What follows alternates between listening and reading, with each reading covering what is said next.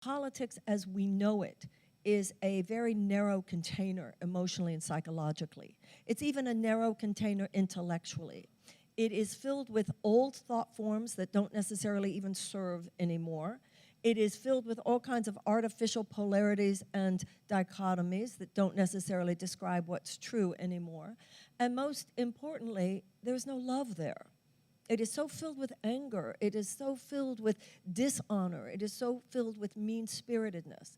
And as Einstein said, we will not solve the problems of the world from the level of thinking that we were at when we created them.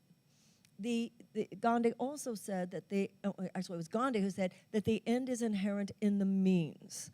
We will not be able to bring forth the kind of results that we need to in this country and in this world today until we ourselves deepen into a wiser, more reflective, and as I said, more sober place. So that's the first thing we want to do. We want to realize that for a country, just like for an individual, if something big happens, if there's a crisis, and I think that all of us would agree, regardless of how we describe the crisis, or regardless of how we would name the problem, all of us would agree that something really big has happened, and that we're going through a crisis here.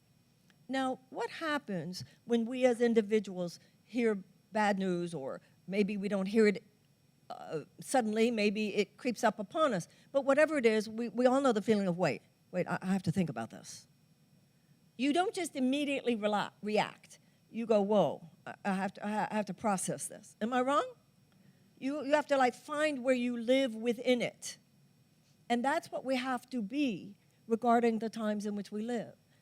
Life is not just about what happens to you. Life is about who you choose to be in the space of what has happened to you. And that's how we have to look at our citizenship today.